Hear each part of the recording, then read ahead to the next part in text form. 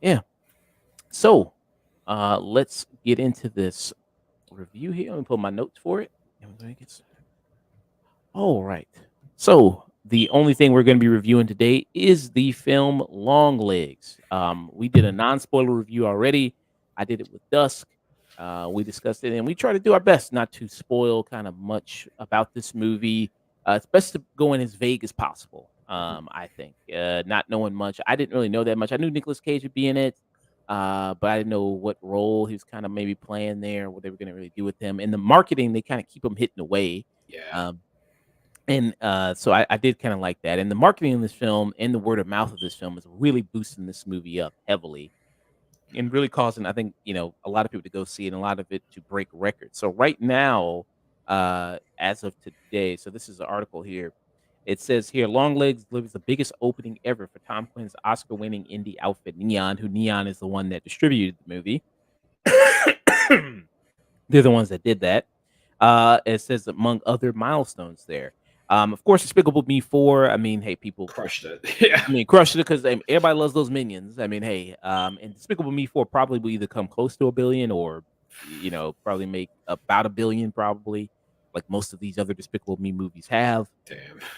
But I mean, great for Neon's Long Legs that was only projected to make about like probably 9 million Hmm. this weekend. So that was a great score and win for this film. But yeah, I want to have Mike on. He's a big horror guy, into a lot of horror. There's some people saying this is the best horror movie of the year. This is the scariest movie of the year. I already gave my thoughts on it. I gave it a peak, was my rating. Uh, Mike, what is your thoughts and rating for Longlegs? I really, really liked it, especially, and I think I am in the bracket of people who like the as it goes on, it travels. As Josh mentioned, we are doing a spoiler review, so spoilers for this fun part.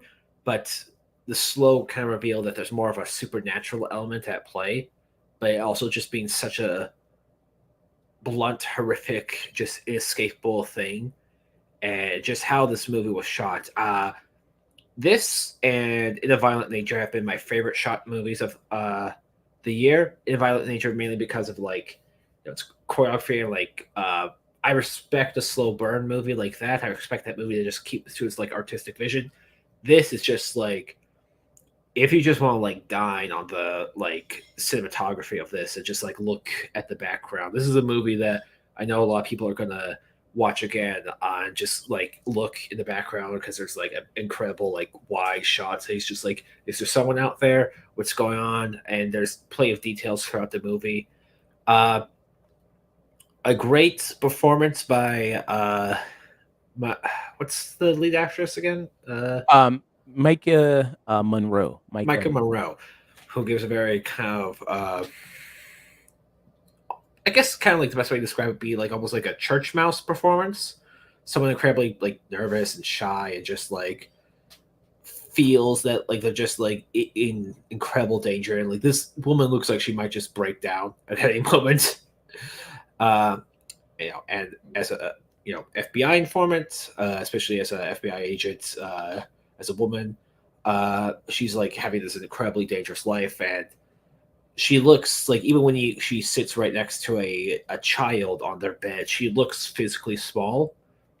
And yeah, and it's yeah, a incredible. Uh, as of course, like great actor overall, but like also Nicolas Cage gives a very great, kind of shocking performance for him. I don't think he's really done a character like this, as a serial killer kind of character, like a like a John Doe from Seven.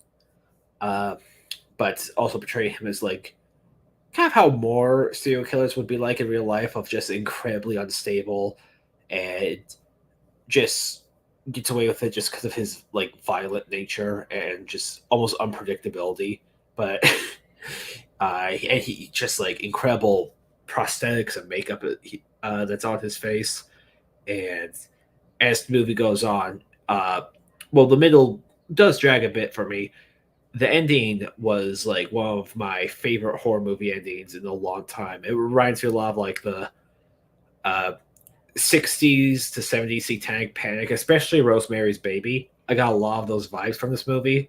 I'm just kind of curious if that was an influence on him. Mm. Because Silence of the Lambs just seems like a massive influence with this, even with how the how Micah talks in this of the very, like almost kind of like southern kind of drawl she's got.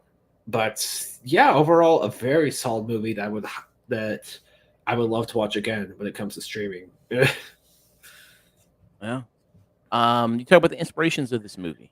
Silence of the Lambs is obviously one big one that you can see here with the Lee Harkin character that Micah Monroe plays.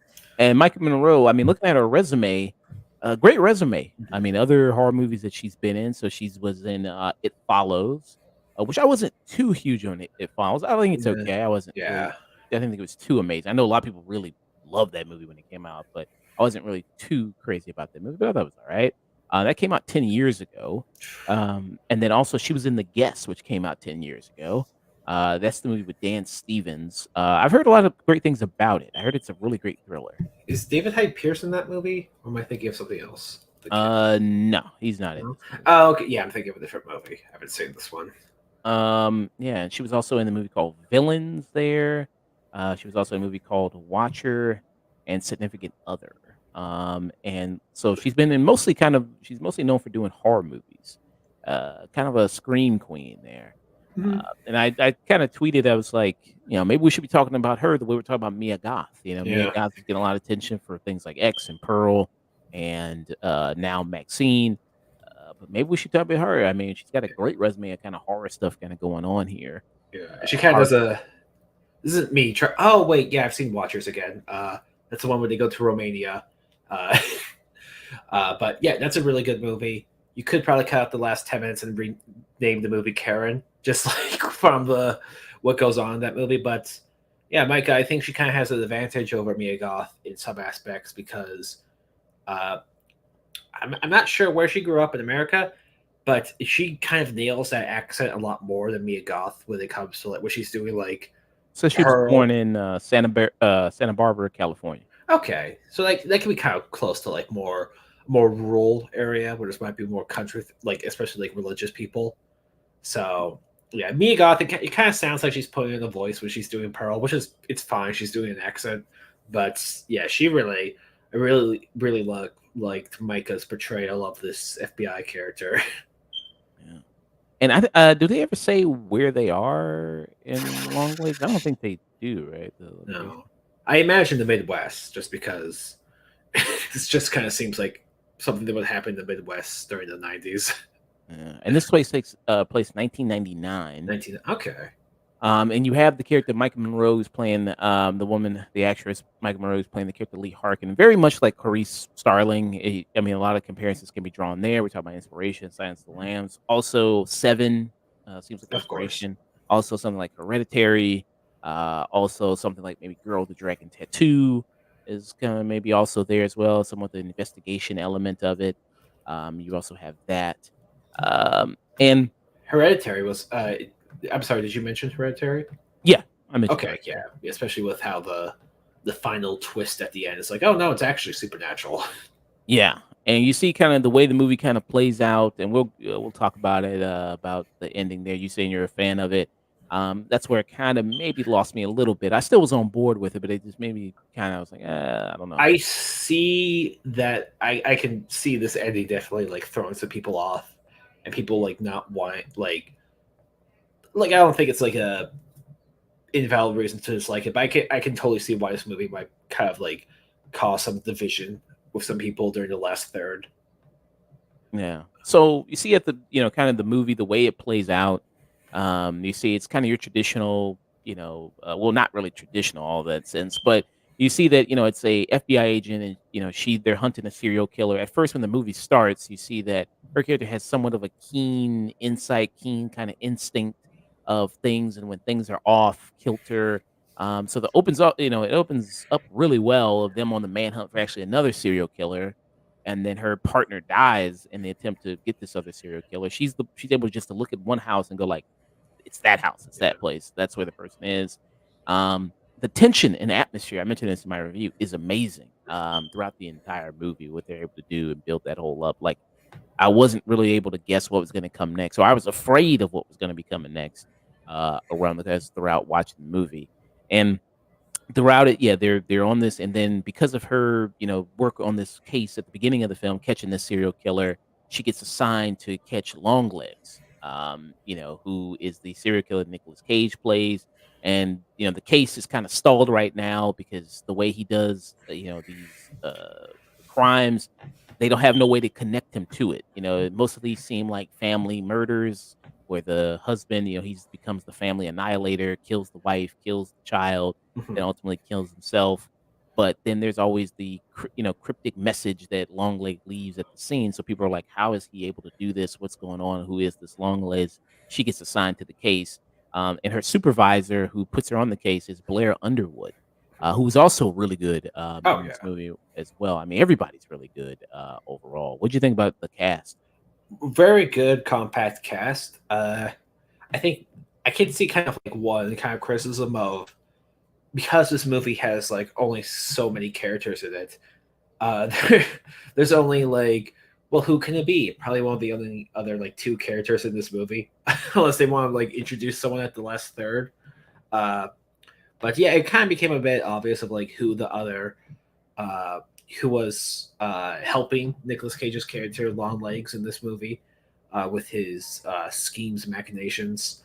Um, but cast is great. There is maybe one like actor who's like he's just in one scene that kind of threw me off. It was the guy where they go in to check in with the the mental asylum, the Mm.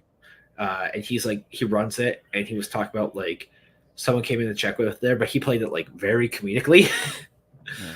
where for that part kind of threw me, but also just even the one-off characters we meet like the little girl who talks with Micah in this for like a good, she has like a 3 minute monologue and like really impressive stuff.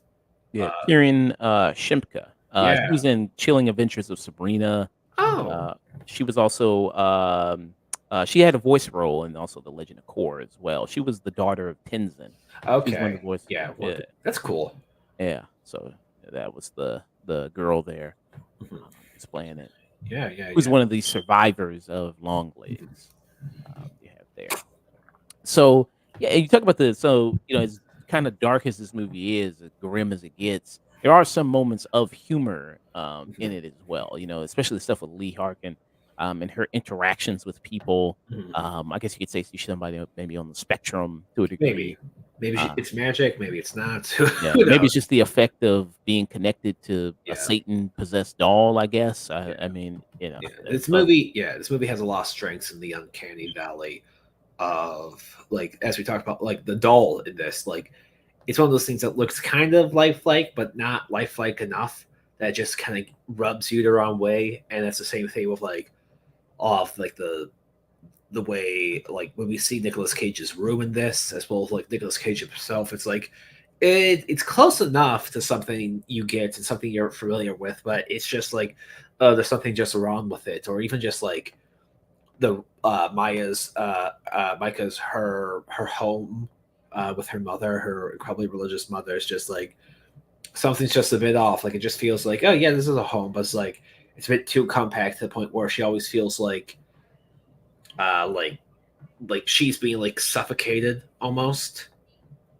yeah, because her whole when you look at because also the movie deals with a lot of talking to her mother, who's played by Alissa Witt here, and so when she goes home, you see her childhood home, and it's just cluttered with all this stuff, like just Yeah. kind of like a hoarder. Like if you ever see one of those like episodes there of Strange Addiction or Life of the Hoarder or something, it's like just down the stairs in the rooms, it's just filled with all this stuff, and it just kind of clutters up the space. And what the camera work does in a lot of scenes too. Like when she's at the library when she's doing research, like it just makes her feel so isolated and alone. When she's kind of looking at the crime scene photos, there's a lot of that. When she's just home by herself, I think a lot of the camera work and the cinematography does a great job of adding on to the horror aspect of the movie as well. What do you think about that? Yeah, yeah, I think just how it's shot is just one of the most impressive things about this movie. But I think also that just makes the last third kind of so much more devastating to me when all the twists are revealed, and then like we see Micah uncover all this stuff, but like it's like she almost doesn't have time to recover because she just has to power through it. It's like it's almost like a body blow to her. Like each twist is like being punched in the face, and she's like, "Oh, I can't get that. I just have to get to that family." And it's like, "Oh, I'm in the car. Oh no, the car's here." It's like everything's just revealed, and it just like it makes her feel just fucking awful and just gross. And I am curious if David Finch was ever an influence on her, not just Seven, but also have you seen Mindhunter? The show on Netflix, I have Yeah, not seen it. it's a great show. Yeah, it gives me a lot of Mindhunter vibes, especially with how long the shots will like just hold and how uncomfortable it can get, and as well as like the especially with how it represents serial killers in this, because serial killers in Mindhunter are either like just an everyday dude who just kind of looks kind of dopey, who you won't think twice across when walking the street, or someone who just looks like, oh, this guy just has like something off about him vibe wise.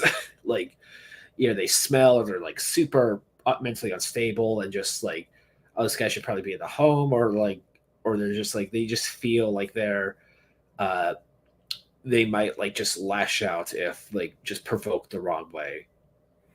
Mm. And also the after effect, which we see, uh, maybe we see a long after effect of like one of the murders in this movie where uh he Blair lifts up the sheets to the bed and reveals the family was actually there for like maybe a month, and you just see like the maggots just eating them and just like the decay and grossness in that.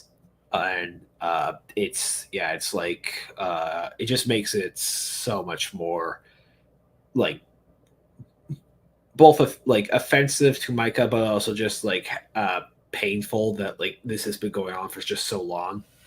Like he's just out there. Yeah. I mean, you see that. I mean, you see with these kind of cases and kind of these brutal murders, which they do show some of them in the movie here. So when the movie, the twist, I guess you could say in it, you think it's like, okay, your setup of your, FBI agent is tracking the serial killer, trying to hunt them down.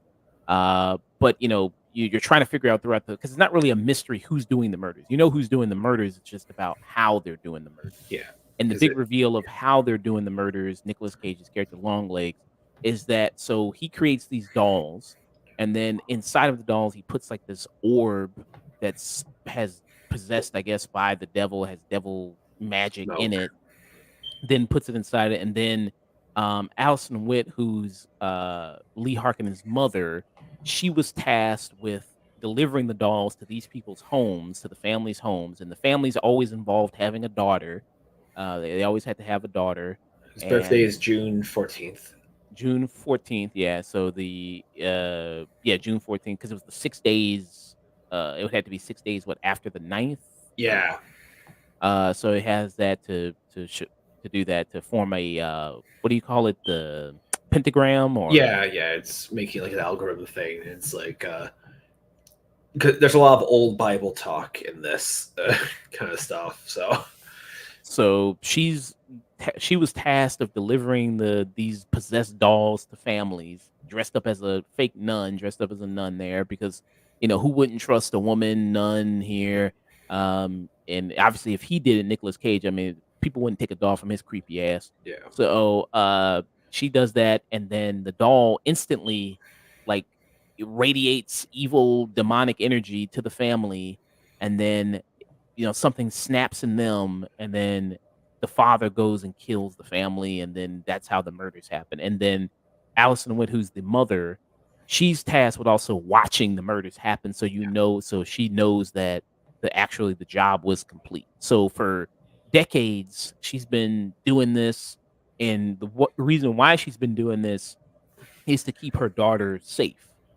Because if she didn't, then Longlegs would have killed her daughter, and then also killed her as well. So she did that as a bargaining agreement, made a deal with the devil. yeah. I think that's kind of like the implication of like because Nicolas Cage is in line with like the devil and stuff like that. So like in some way where she's like, I'll do anything, like that's her basically pact with the devil, and there's some kind of like restraint or just fear of her, like if I don't do this, my daughter will just die. Yeah. So that's the reason she's been doing so. And then all this time they've been hunting for this guy, and the guy had been living inside, underneath, like in the basement of Lee Hartman's family home. And his car was there. He was living under, in the basement, making the dolls, everything like that. The mother was helping. That's the big reveal.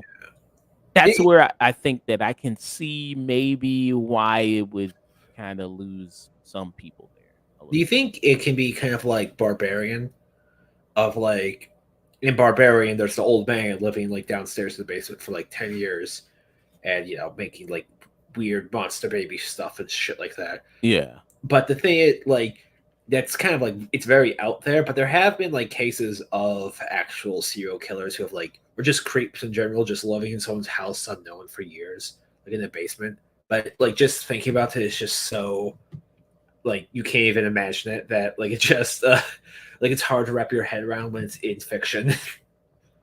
Yeah. That does happen. Yeah. There are, I mean, cases of people who live in like the crawl space and everything like that. And when Hmm. you go home, when you go to work, they'll come out and like eat your food in your refrigerator, and we hear about cases of, women who do get kidnapped, and then they keep them there for decades and have Yeah, children with them, and, all this other stuff, you know what I mean? And then they finally get free. it's a bit Uh, out there, definitely.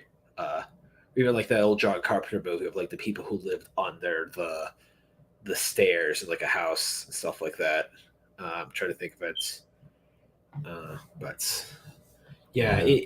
I don't think anyone's like wrong for not like that movie, or like if like I don't want to say like it's just a casual thing, but I really like that. I think it's kind of a it's definitely more reminiscent, more kind of like 60s, maybe even like early 70s like horror, where it's more cerebral. There's less of like a big like explanation or stuff like that. It doesn't go too in depth of like the lore or like how some of like the mechanics of it work. It's just like how does Nicolas Cage like actually know the devil? Doesn't matter. It just doesn't. Yeah. And I like this movie. I like Barbarian. Yeah, that's pretty good. I thought it was good. It was also, I think this came out, what, a couple, 2022. yeah, I think a couple years ago. I think this movie Yeah, came out. And kind of this, remind me of. Oh, go on. it was also another case of like a surprise movie, because this also came out as the same year as Terrifier 2, right? Yeah, So it was a case of like word of mouth generated. People went to go see it. It's like, hey, have you checked the Barbarian? This is actually pretty good. So that was another case of that. I don't like also some of the stuff they do with kind of, because if you know what happens in the movie, the mutant kind of creature, and then it's kind of superhuman, and I'm just like, okay, where are we kind of going a with bit. this a It little bit? does. Yeah, it does kind of shift a bit, but I kind of view Barbarian as like kind of a better version of. Have you seen Men by Alex Garland? Yes. Yeah, yeah, and that's because Barbarian's kind of about like gender dynamics and relationships and stuff like that, and like kind of like the potential like unknowing like kind of like sexism in relationships and stuff. And it's also stuff about like kind of like toxic masculinity and like rape culture with the American Pie actor's character. Uh, Yeah. but yeah, I Ben was just like it was just too broad. It was just like, oh, we're covering all the sexism and all the stuff women go through. It's like, okay, well, you kind of don't really cover anything. Yeah. I mean, that's kind of also the same issue I had with Alex Garland with Civil War. Civil War, yeah, Same issue. So Longlegs, it getting so that being kind of the reveal of that, it's basically the devil. The devil's doing it, basically. I've seen that in a lot of horror movies. That something like Hereditary, like you mentioned, that the twist is it's the devil. It's well, in Hereditary it was Paimon who's like a demon lord. He's not the top guy. He's just a devil. he's just like the supervisor, Pretty kind of much. in Yeah. hell. You know what I Yeah. mean? Middle manager. Yeah. It's like why not go for the top? Why not make it the big man himself? And uh, also a lot of like occult stuff is also, that's always like the big bad in horror movies. I feel like now the devil, occult stuff like yeah. Midsummer, is like that as well. Do you feel like you've seen a lot of that in too much in horror movies, like the devil, occult type stuff as being the main villains? And A bit, but the thing is, I find it to be more of like vague enough in a lot of the stuff, or like when it is like more, they say like, oh, it's like the devil possessing her, or like like a lot of possession movies now that tend to be like they actually use the devil. It's very like it's almost comedic, like it's like a bit schlocky. It's like stuff of like was it like the Pope's Exorcist with mm, Russell Crowe, or stuff like Malignant, or the found footage horror movies, p Paranormal Criminal Activity. Activity, yeah. Yeah, those are bits shocking. In Midsummer, it's not technically the devil. It's like they're dealing with is a very specific cult in like a Norwegian like culture or Mm, Swiss culture, and it is technically a thing. But I don't think I really hear the term Satan too much when it comes to like a movie like this, like a movie that's so like auteur to a degree, and like the because I think we're kind of at a level where you mentioned the name Satan. It's almost like comedic. mhm. uh, It's almost like you think of what the South Park yeah, scene. yeah, a bit. Or yeah, he's been so much stuff. It's like, oh yeah, what is it? Is it Satan's Wonder House or whatever? Uh-huh. Or yeah. But also there was one like maybe my favorite shot in this movie was with the shadow of the devil himself. When it was we see a very young Micah, and we just see like the mother's monologue of like what was happening, and just like the slow fade of that, it just looked incredible to me, of just how like it almost looked like he was wrapping around her, just growing. It's interesting because you never really see him, uh like you don't see a full image of him. Also, yeah, Late Night with the Devil, that's not the devil either. That's another demon lord thing. It's like a Mm, high priest. okay. So they were lying in the movie. Yeah, yeah. Uh, um, so I just yeah, I see a lot of kind of some of the times the occult kind of stuff pop up Mhm. there. So I was like, okay. I mean, so I can understand why it may lose some people there just in the supernatural direction that it took. Definitely.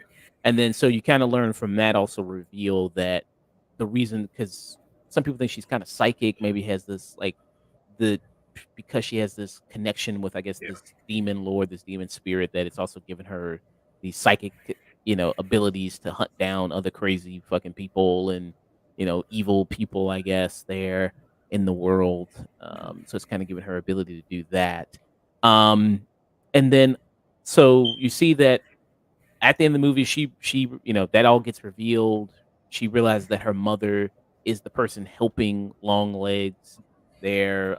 Her mother kills her partner, the partner that drives her to her home, and her mother wants to still do one, I guess, one last one there because so if she did that one, would that have been the last one, or would she still continue to do it even though Longlegs at this point had been captured and dead already?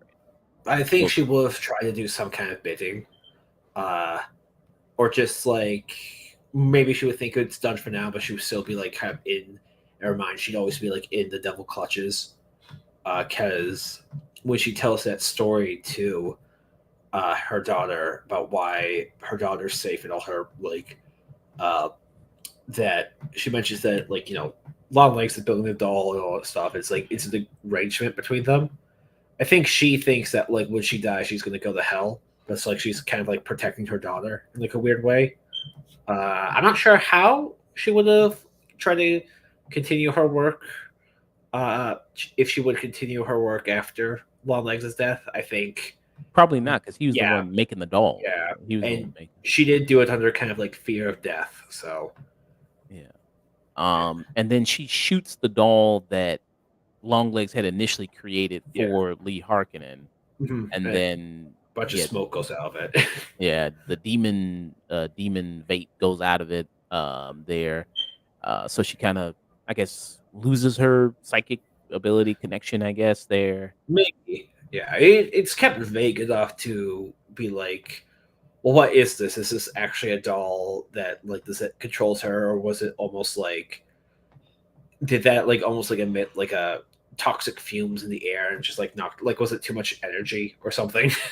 Yeah. So I why did think she shoot the doll?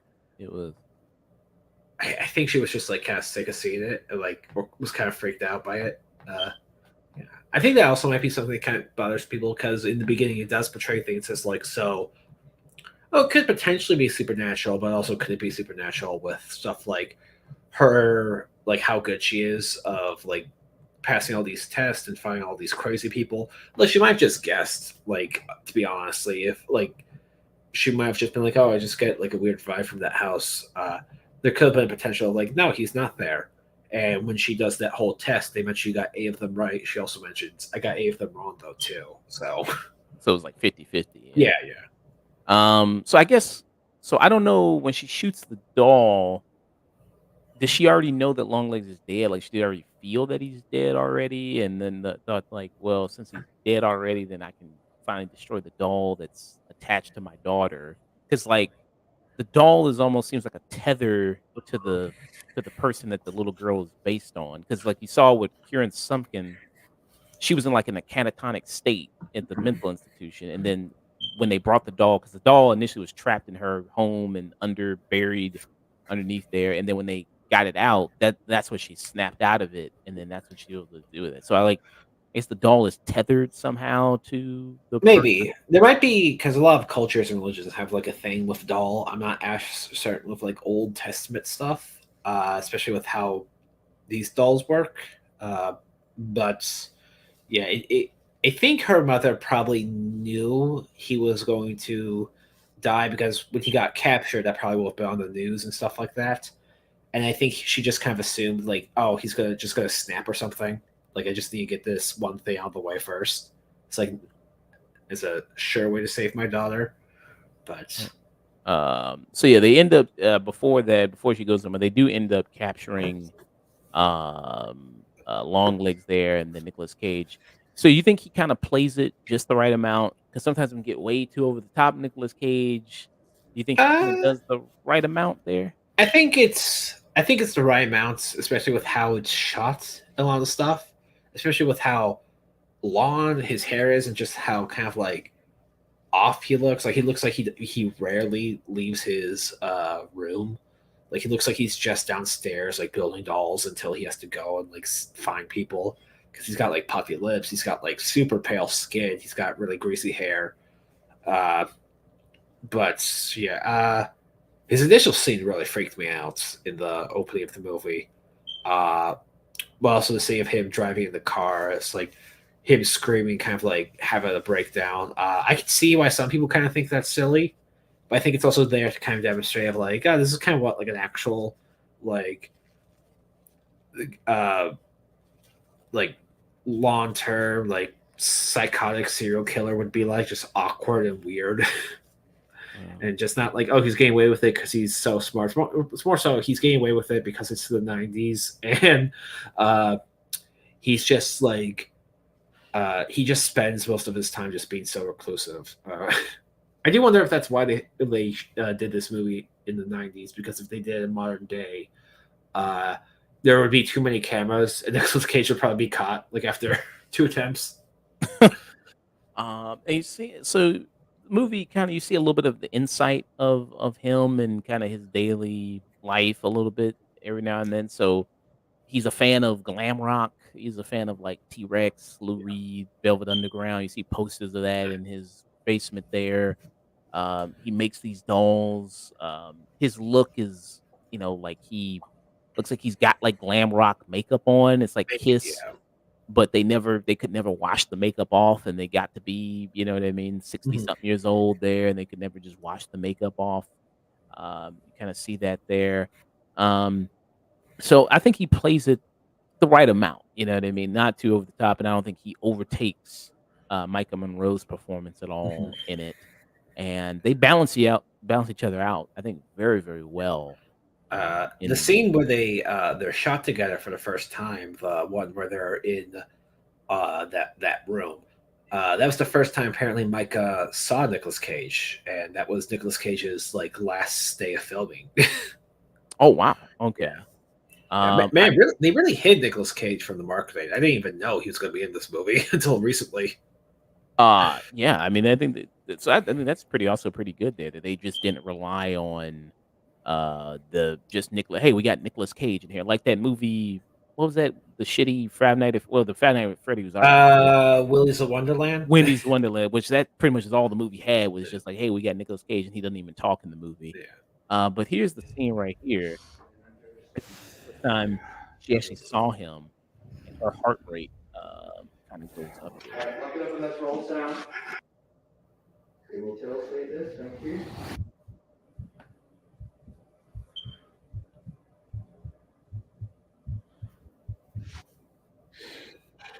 Action.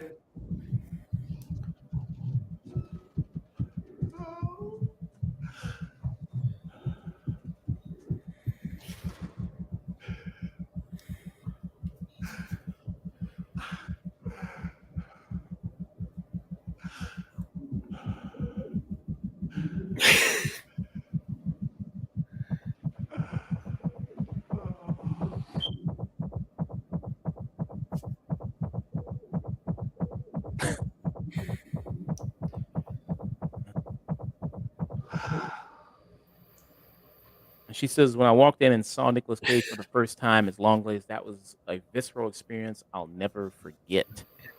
Mike Monroe says, great scene. Yeah. Yeah, see there.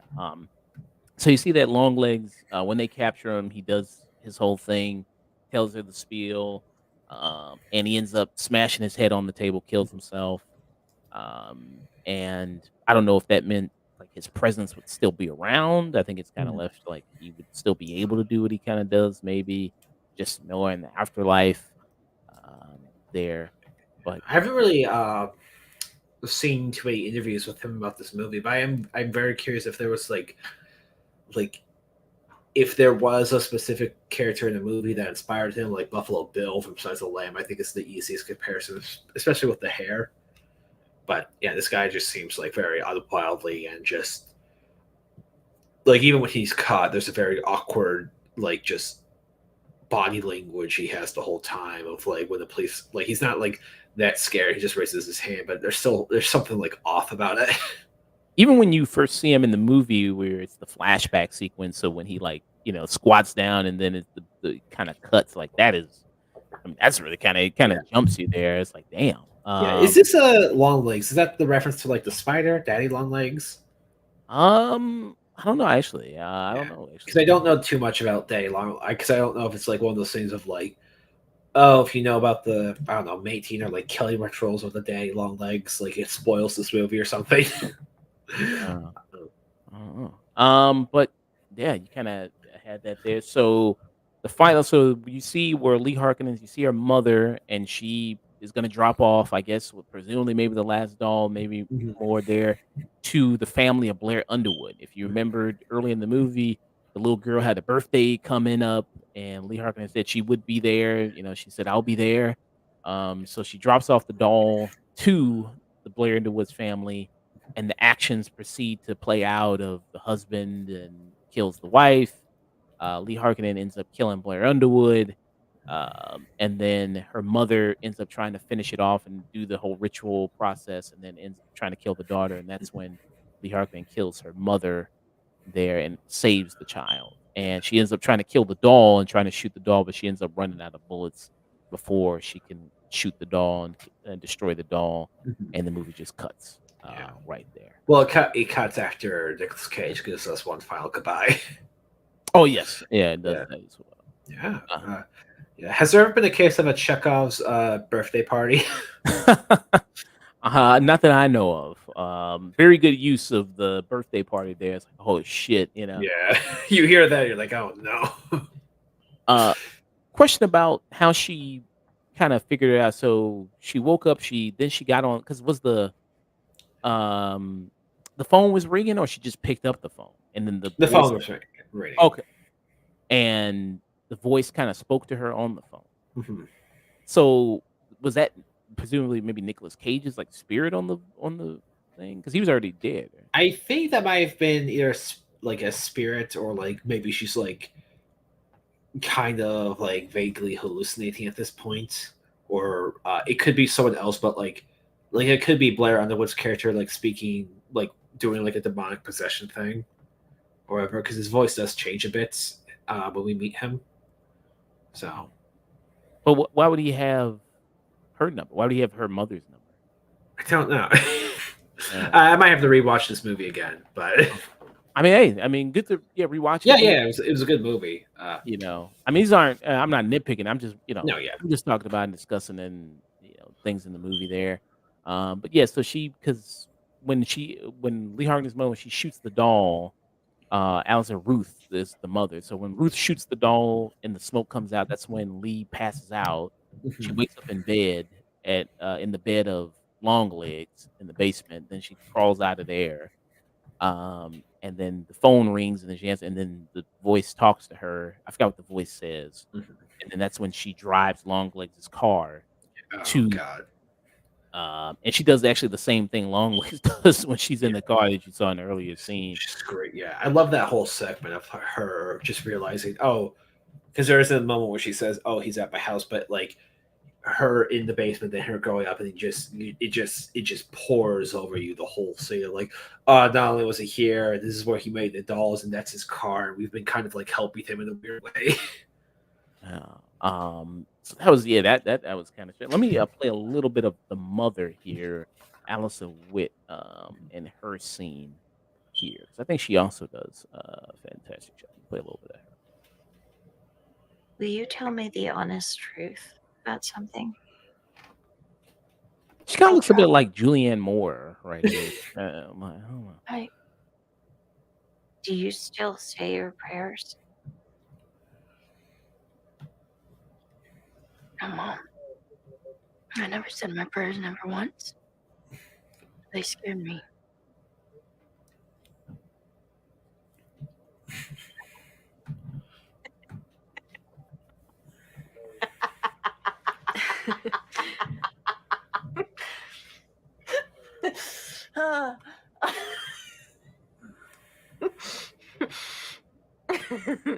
What's so funny? You're right. No, our prayers don't help us. Prayers don't do a goddamn thing. Yeah. I've definitely been to like this house before, though. Like my religious, like some of my religious like cousins or grandparents or uncles. It's like I've been. My grandma and grandpa definitely have this kind of like set. If we have 100 wallets on the bed, we don't know why. I mean, and you see that her mother. It was just her and her mother there together in this big house. And did you like the narr? I felt like the narration didn't really need to be there, where she explains all kind of what happened. I just feel like if you just Hmm. showed it, it I probably think, would have. yeah, I think so as well. But I think it's also just like it kind of like also kind of pushes like all these memories and realizations that Mike is having at the moment. Like it's all just coming back, and just because we have gotten like, well, there wasn't really a narration beforehand, but we do kind of see like uh some flashbacks from her point of view. Like we see a lot of like snakes and stuff like that, and like traditional, like very traditional devil imagery.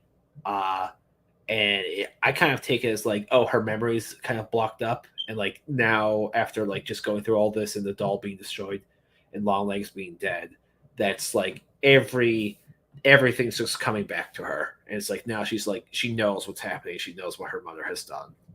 Mm, yeah, yeah, because you do see these kind of random flashes Mhm. there, and kind of what it plays with too, of like what's happening, like the scene where she's like alone in her cabin.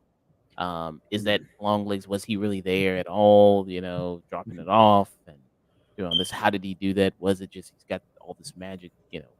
What is his capabilities of what he can do?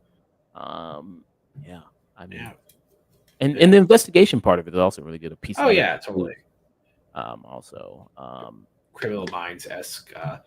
Yeah, also very the imagery of this movie. So many of these shots have just been used as posters for the movie, which like the scene where she's like shocked when she sees her yeah, mother there. That's that's the big, yeah, that's the big one. Also, just the one with the car. That's from the first like 5 minutes of this, where she looks outside and she sees the guy in the car. Well, she sees the car, but she doesn't see the guy, and she sees that in the snow. It's like just really just striking stuff that's just might stay with you. The only one I don't like is Nicolas Cage tying the mother down as a poster because that kind of spoils some of the movie, in my opinion. Yeah. People who haven't seen it. Let me see if I can find that one. He ties them. Let me see. Longlegs poster here. Yeah, and it's kind of. I mean, people are like, "Hey, this is kind of it's minimalist, but it's impressive." Like Yeah, very. it's like, "Hey, what is this?" Kind of, it does pique your interest more about it, I think. Um, so these are kind of the various posters that you have for the movie. Um, this one. Usually, I Yeah, see these two the most. yeah, those are the two big ones. This one that you also see there that plays in the movie. So with the first family, it seemed like the doll spent a longer time there, like Yeah. over the course of like maybe some days. It wasn't just like the one day. Mhm. So why do you think like he just wanted to accelerate it? He just wanted, or was it just like testing it out to see how it Maybe, was? yeah. I think it might have been one of those things of like it wasn't there to perfection yet. It's like maybe the longer, because he even talked about this with the doll, of like the longer, there's more pieces of me in them out there. So I just assume it was just getting stronger and stronger to the point where now when he brought the doll to the Blair Underwood's family, it just kind of instantly turned him crazy. Because with the one kind of church family with the girl who's in the mental ward, well, he did become the dad did become aggressive afterwards. Like it still took a bit of time. Like it wasn't like snap. He just grabs the axe and kills everyone. Yeah, because that's because you see some scenes where it's with the family, like they start, I don't know, falling in love with the doll or something, or Yeah, and then you see like scenes where the wife is stabbing the doll, yeah. and so I was like, I presume it's just the power of the devil just growing with each example. okay, yeah. Also, just the perversion of using the nun Oh to yeah. deliver the evil. Yeah, so you kind of had that kind of go. So was did she just stay the whole time those days and watch? That's a that's a good point. Maybe I don't know. Or, Maybe she just had to. She would just come back to like see the bodies or like see like assume when they were going to like have the kill scene. yeah, because But like when they show the flashback, at least I'm remembering it because the first family, it didn't seem like that was on the day. It seemed like it was more towards the day. So yeah, that's what it seemed like. yeah, a Uh, little. But again, it's a small town area, and we also see when Nicolas Cage's character, well, probably his character, spying on Micah. We do see that there's like a lot of wood, so there's always like the possibility of her just like standing like not too far away and just kind of like be around and seeing it. So it's like there is the potential of it happening because there's a lot of space in this community. yeah. So yeah, I mean, people can correct me if yeah, correct us if we're wrong there, because yeah, we kind of see that. Yeah. Any issues with you with the movie? Not a ton. I do think in the middle kind of drags a bit pacing wise, and there might be a few scenes that go on for too long where it's not like, uh, oh, we can see what's going to happen and stuff like that, or it's more like just again, it just kind of feels like a shot that kind of went on for too long. Like some of the FBI stuff didn't terribly interest me, but overall, still a very strong movie. And maybe the best horror movie I've seen this year. Better than Maxine, better than First Omen, better than Light Night with the Devil. Yeah, I'd say so. I did really like. I saw the TV Glow those, so yeah, I I have haven't to. finished. No, yeah, it's pretty good. Well, I'm yeah, it's different, but that's more for like for the metaphor and stuff like that. But yeah, I'm halfway through it. I'm like, okay, when is something gonna happen in this? yeah, Because I'm at the part where she comes back to the town, hmm and so is that when things get good or what? yeah, man. Okay, Yeah. I gotta watch the other half of it then. This is directed by Osgood Perkins. Osgood Perkins, who's the son of Anthony Perkins, who Yep, was Norman Norman Bates Bates. in Psycho. The other movies he directed Gretel and Hansel. Have you ever seen that? No, but I've heard about it recently. Yeah. It's apparently just a kind of like direct modern version of Hansel and Gretel. Yeah. I saw it. We reviewed it way back when it came out in 2020. It was all right. I thought Yeah, it was like, yeah. you I'm know, guessing it's the German version with the witch. yeah. Okay. it's closer to the actual original story Okay, there. yeah, because the technically like original one was like it was a French story, and it had an ogre, and it was the dad who sold the kids instead of the mom. Um, and so is he kind of with this movie? Is he going to be on your radar of like? A little, definitely. Yeah,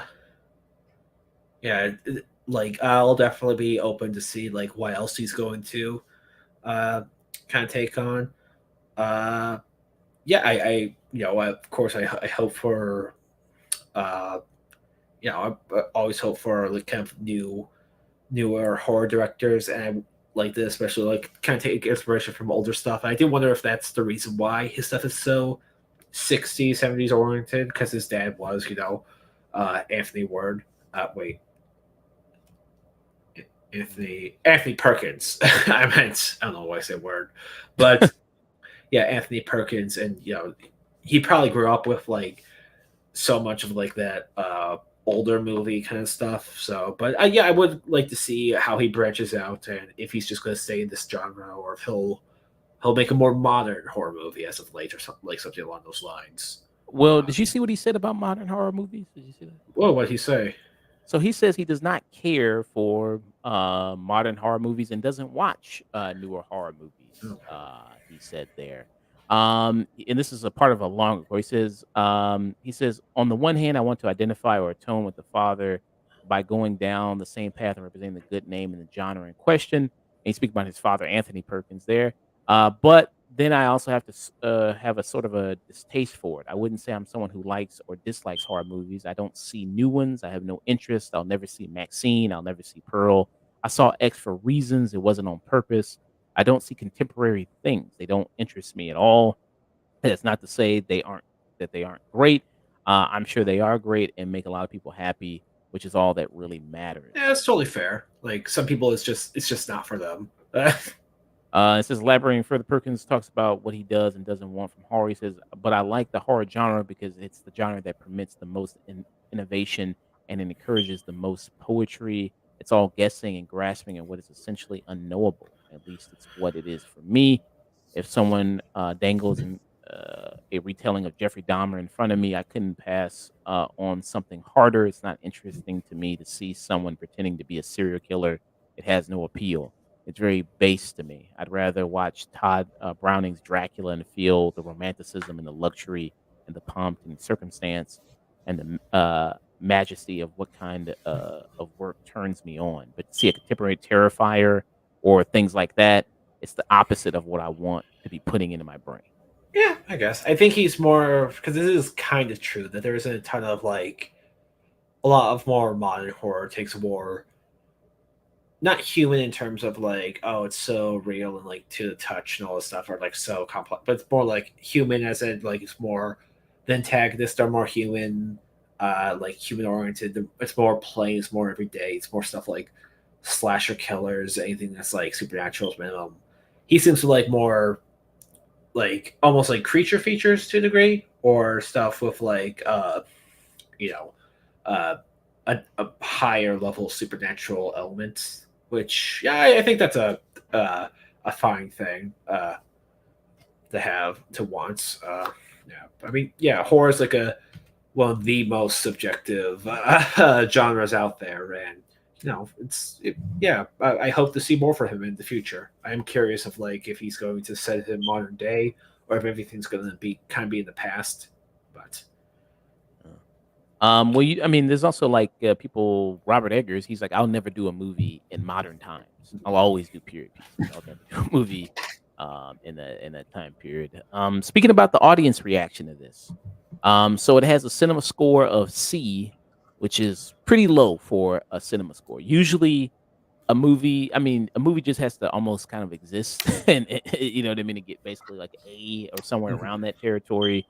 Then you have Fly Me to the Moon, which released the same week as Longlegs. That got an A minus. Really, Uh, that is there, and they see all the movies also with their scores too. Ride or Die, Bad Boys got A minus. Um, so if I got think an A. yeah, it might have been more of a. I go into this movie expecting more of a entertaining horror movie like Maxine or something like that. This is entertaining, but it's not as like fun. Do you want to see some bad movie reviews here on Rotten Sure. Tomatoes Yeah. audience scores? Let's see what the audience Hit has me. to say here on. Let's go to a really low one here. This person just says worst movie I've ever seen. There's no real elaboration there. Nice. I felt I fell asleep. Enough says this person. That really isn't that exciting. Boring movie, not scary. Way overhyped, not even remotely scary. Such a letdown. One of the worst movies I've ever seen. Nicolas Cage was absolutely terrible. I would give 0 stars if I could. Don't waste your time and money. That's one thing I don't want to say. I mean, I don't want to overhype the movie too much, that's the thing. Yeah. because then you got people coming in there like this is the scariest movie ever made, or you know what I mean, and then You're gonna people getting shit your pants. yeah, it's like I don't want to do that for people. I like it. I think it's a great movie. I want to give it its due because I do like it. But I also Yeah. don't want to overhype it and people go in there expecting something like this is gonna change your life. This is Yeah, gonna it's definitely a thing with some horror movies out there. Like that's even happened to me when people's like, "This is revolutionary. It's gonna change everything." It's like I really liked it, but it's like and now I'm a bit disappointed because you hyped it up to me so much. That was also kind of like a bit of my issue with Late Night with the Devil, as well as like some other stuff. I was very excited for that movie, and I think I might have hyped myself up a bit too much for it. That's why I was like kind of let down. This person, let's see. They also gave it half a star here. It was so bad I couldn't help but laugh at the ridiculous acting, or should I say, lack of acting. Could have been a good movie if it wasn't made to be so low budget looking. The budget don't waste your time. I think the budget on this was 3 million. I want to say. Let me see what the budget was. I think the budget was 3 million, which is, I mean, if it is, I mean, Nicolas hey, Cage should have been entirely CGI. 10 um, million, $100 million movie. let's see here. All Wikipedia says just it's kind of on the lower end here, so it's kind of like less than 10 million. I don't think there's an exact Yeah. number of exactly what the budget was. Some reports it's like 3 million, probably a little bit more than that. So Hey, okay. um, It cleared, which is good. It's always yeah. good to see a horror movie like this, especially clear, especially one that might Uh, not be for everyone. and this person says nothing special, 1 star, nothing special at all. The critics overhyped this. I see it was at 100% before, but that has fallen fast. Just a boring movie. Boring, wooden, no character development, extreme foreshadowing, badly acted with monotones, illogical, poorly directed. I bashed my face on the cinema chair in front of me long before Nicolas Cage made the same decision. The one redeeming quality was the T-Rex song over the end credits. Okay. So I guess a lot of, I mean, the people with the low, I mean, boring, which I mean, that's kind of a lame kind of, I don't know, lame kind of criticism. They're just boring. Maybe they heard like this is a horror movie and Nicolas Cage is a serial killer and like the devil's involved. And they were expecting one where Nicolas Cage is a lot more like almost like a sympathy for the devil, or like what was that movie where, or like a movie like Renfield almost, where he's just like out there just killing people like with his bare hands. It's like it's not that kind of movie. Here's some top critics. We heard from the audience here. Here's some top critics. Adam Naiman, I don't know who that is, but he's from The Ringer. He says, "What's frustrating though, is how more the movie reveals in its own inferior, the more times it gives the viewer to get ahead of the story. With certain capital R revelation telegraphed way too far ahead of schedule." This other person says Oz Perkins' adventure in toxic family dynamics, toxic in a way that results in copious quantities of spilled blood, hits so many of the beats from Silence of the Lambs that some viewers may wonder if it's some kind of supernaturally skewed gloss. There.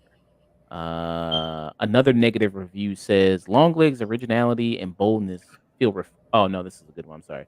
Horror movies need not only wholly logical explanations, but Longlegs' hurtless, past compelling murkiness and lands in the realm of dull nonsense. Uh, Hardcore obsessives of the horror genre might gorge their hearts out on this, but for the fair weather fan, the search of genuine scares continues. Mm. Yeah. Yeah, I mean, for just like, I don't know, like the average horror movie. I don't want to sound like dismissive, but like if they were thinking of something like, I'd say like a very popular mainstream horror kind of guy or like a horror person, something like Jordan Peele, because his movies, they're like his horror movies, they're like fun to watch almost for the most part, but they're not like too overwhelmingly like dour or scary or something like that. And this is a very slow burn movie. Not to say like not to like put the, like knock one down or anything. It's just a different tone. And like Jordan Peele is definitely going to appeal to probably more people out there. With just kind of like because his movies do have a comedic element towards them a lot more. This is very dry. It's very slow. Or even like something like I'm trying to think of a recent one. Like I think that's also kind of the reason people are like bummed out about the violent nature. Just like it's just walking. It's like yeah, that's the point. It's a movie from the killer's perspective. It's like you gotta appreciate the cinematography. It's like and you have to pick up on like the background stuff. It's not just like yeah, there's hyper moments of violence, but that's not what the movie is. It's literally a day of a slasher, and it's pretty boring. But that's why you appreciate stuff like you have to be able to like long scenes and like choreography and stuff like that instead of just like oh I want him to like they're expecting like I don't know like Jason Goes to Space, where he's just on a spaceship and he's just like freezing people and smashing their heads in.